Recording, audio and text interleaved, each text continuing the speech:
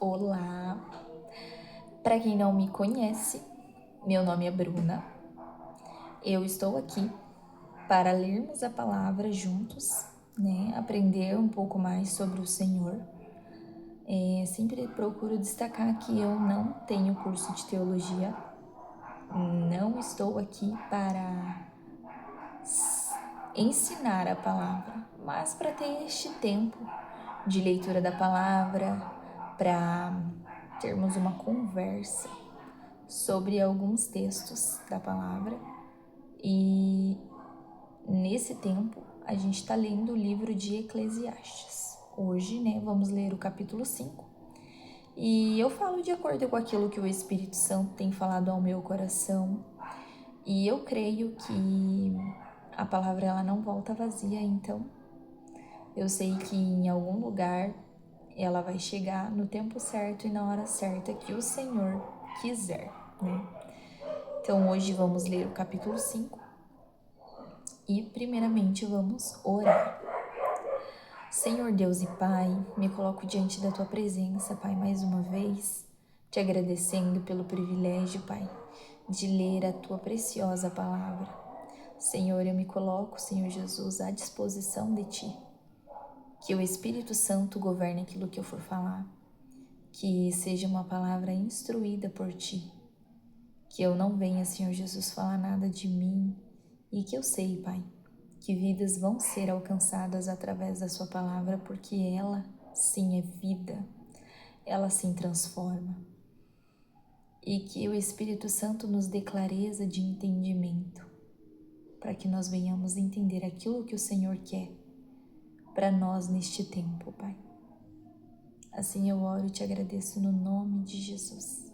Amém. Amém. Vamos lá então. Capítulo 5 de Eclesiastes diz assim: Quando você for ao santuário de Deus, seja reverente.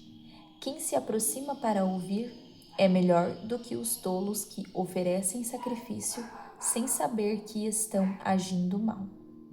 Não seja precipitado de lábios, nem apressado de coração para fazer promessas diante de Deus. Deus está nos céus e você está na terra. Por isso, fale pouco. Das muitas ocupações brotam os sonhos. Do muito falar nasce a prova vã do tolo. A prosa vã do tolo. Quando você fizer um voto, cumpra-o sem demora, pois os tolos desagradam a Deus. Cumpra seu voto. É melhor não fazer voto do que fazer e não cumprir. Não permita que sua boca o faça pecar. E não diga a um mensageiro de Deus: o meu voto foi um engano. Porque irritar a Deus com o que você diz e deixá-lo destruir o que você realizou? Em meio a tantos sonhos absurdos e conversas inúteis, tenha temor de Deus. As riquezas não dão sentido à vida.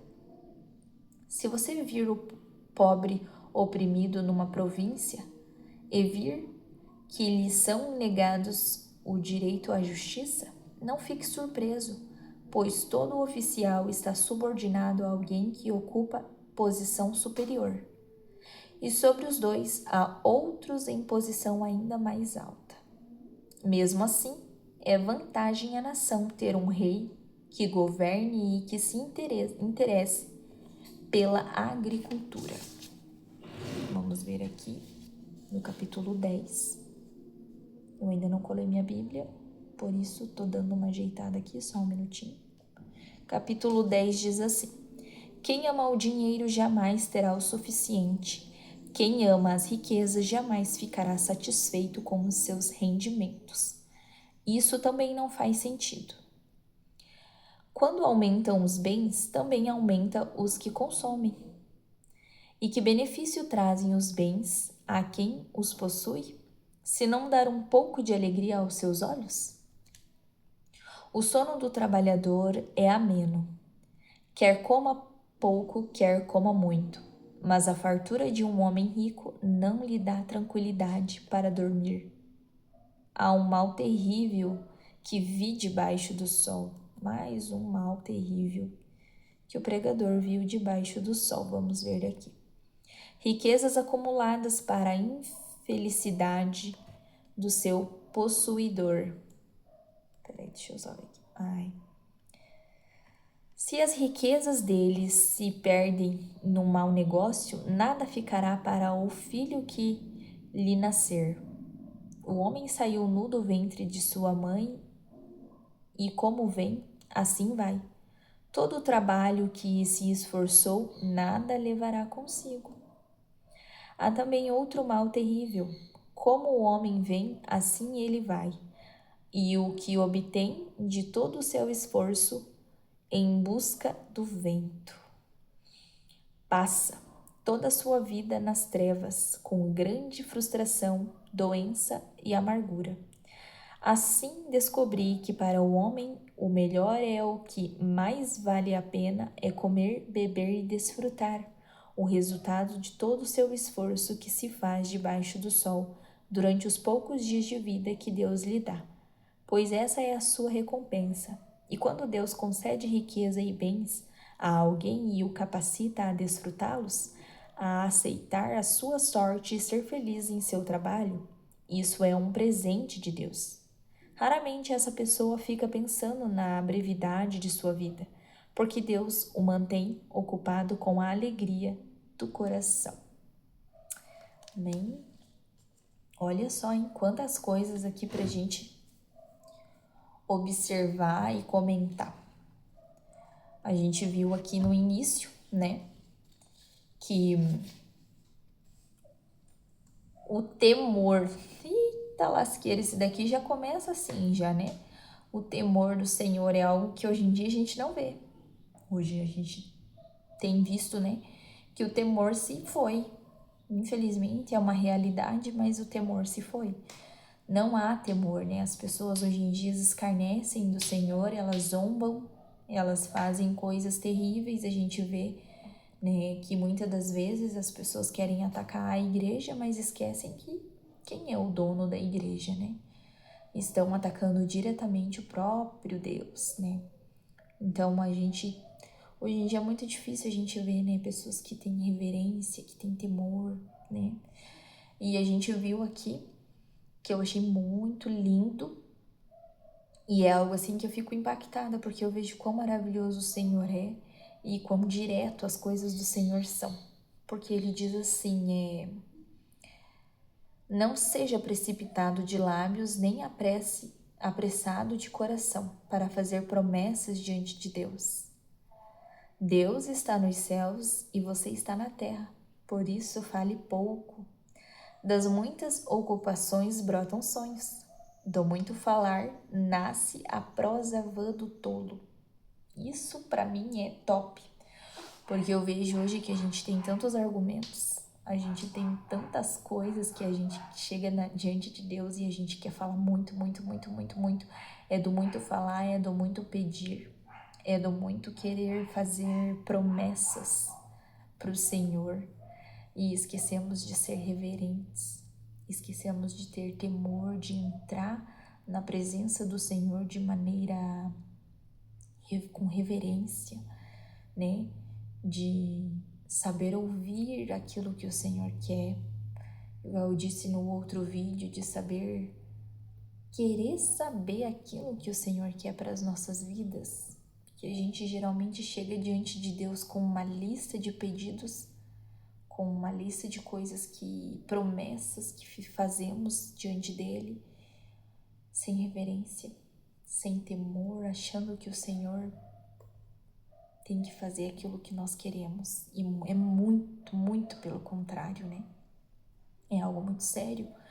E o Senhor já diz, né, que melhor a obediência do que o sacrifício, né? Então, muitas das vezes a gente quer fazer votos que não cumpre. E esquecendo diante de quem nós estamos, né? Nós não estamos diante de um ser humano como eu, como você, que está me ouvindo. Nós temos que lembrar que estamos diante da presença do Todo-Poderoso, né? Deus eterno, né? Então, assim, é algo que a gente tem que lembrar muito disso, sabe? Trazer pro nosso dia a dia. Não somente quando a gente vai estar orando ou a gente vai ter o nosso período de devoção ao Senhor, que você separa um tempo para você ler a palavra, que você separa um tempo para você realmente se dedicar, né? Mas a gente tem que lembrar que nós estamos diante de Deus a todo momento, né?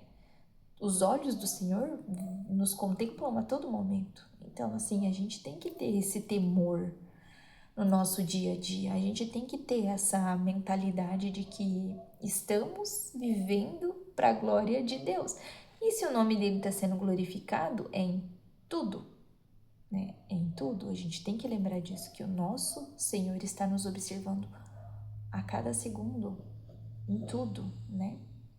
E eu achei muito legal aqui que no versículo 6 diz assim: não permita que a sua boca o faça pecar. Não permita que a sua boca o faça pecar. Isso eu lembrei muito no culto agora no domingo, que no momento do louvor eu tava orando, né?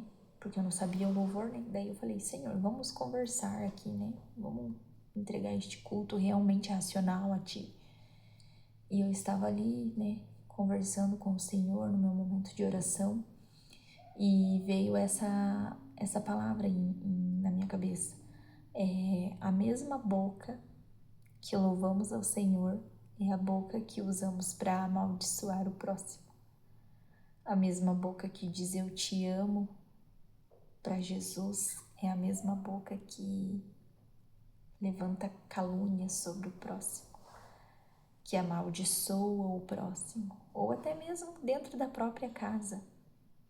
Então eu fiquei assim, falei: Senhor, tenha misericórdia de nós, porque nós somos realmente assim, ó, podres. Falei: Pai, se não é a tua misericórdia, o que seria de nós, sabe? E aí eu tava assim, conversando ali com o Senhor, e eu lembrei disso. Eu falei: como podemos ser assim, né? A mesma boca que usamos para louvar com tanta devoção, com tanto amor, é capaz de matar o outro. Porque nossas palavras, né, têm um poder de vida e de morte.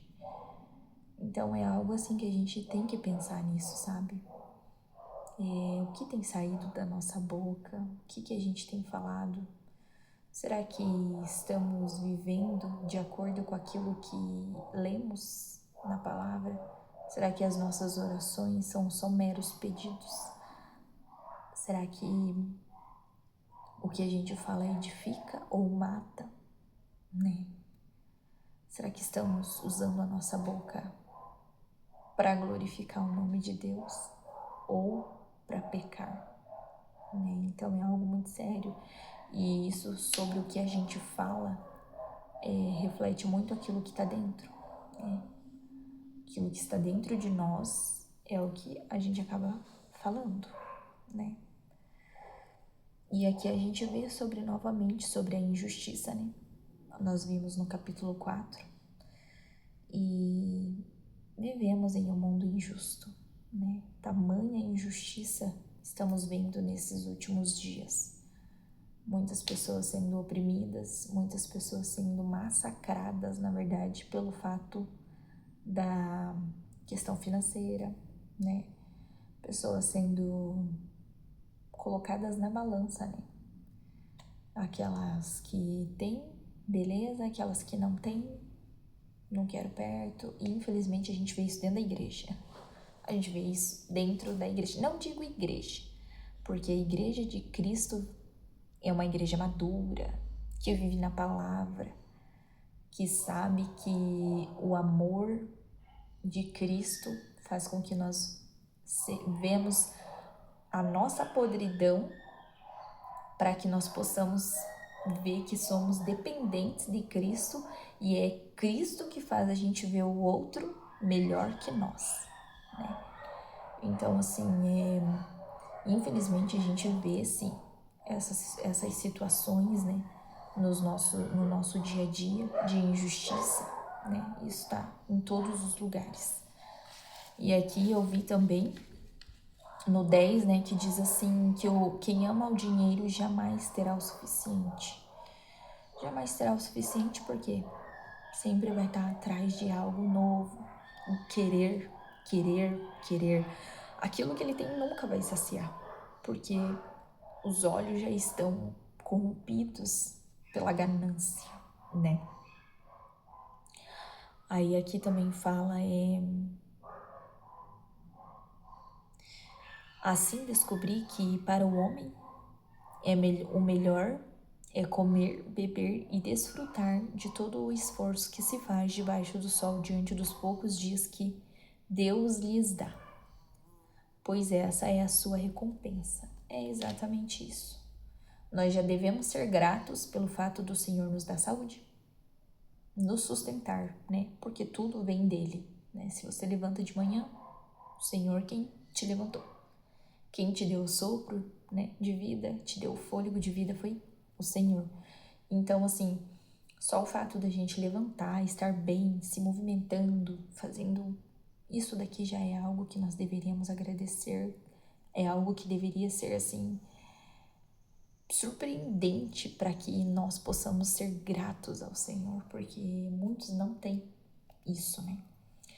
E quanto mais desfrutar de comer, beber, né? E isso é muito bom porque o Senhor nos deu esse presente durante o tempo que vivemos aqui. Podemos ainda assim, mesmo não merecendo absolutamente nada, o Senhor ainda nos deu de presente isso. Essa possibilidade de desfrutar em família, uns com os outros, com o próximo, porque a gente tem que lembrar que aquilo que eu tenho não é meu, é para abençoar o próximo, né? Nós estamos aqui para viver para o próximo, para que o outro também seja alcançado por aquilo que me alcançou, né? E eu não estou dizendo somente de coisas, que é o principal, que é Cristo, né? Então, é isso, que possamos refletir, principalmente essa questão de viver para o próximo, né? Essa questão da riqueza, essa questão de querer, é algo que o livro de Eclesiastes vai abordar muito, mas o principal foco que eu quero trazer aqui é como estamos agradecendo ao Senhor por aquilo que Ele já nos deu, essa vida que o Senhor nos deu, né? Será que estamos sendo egoístas demais, vivendo somente aqui na bolha, que é a nossa casa, que é a nossa família? Ou será que estamos vivendo para que o outro seja abençoado, para que o outro seja edificado, para que pessoas sejam alcançadas por aquilo que o Senhor já nos deu, né? Será que estamos pensando mais no próximo? Ou será que estamos pensando em querer alcançar sonhos? Será que estamos querendo algo e fazendo promessas para o Senhor que não vão ser cumpridas? Porque enquanto não temos aquilo que queremos, a gente promete, mas e depois? E depois? Né? Será que estamos pensando que o Senhor é um Deus que tem que fazer aquilo que queremos? Que chegamos diante dele sem reverência alguma, sem temor algum, né? Será que a gente se coloca diante do Senhor como verdadeiros cristãos somente no momento de devoção e levamos uma vida de qualquer jeito? Será que reverenciamos o Senhor no nosso trabalho? Será que reverenciamos o Senhor na escola? Será que reverenciamos o nome do Senhor na nossa vizinhança? Qual é o nosso testemunho, né? Que Cristo estamos apresentando para os nossos vizinhos, para as pessoas no ônibus ou em qualquer outro lugar?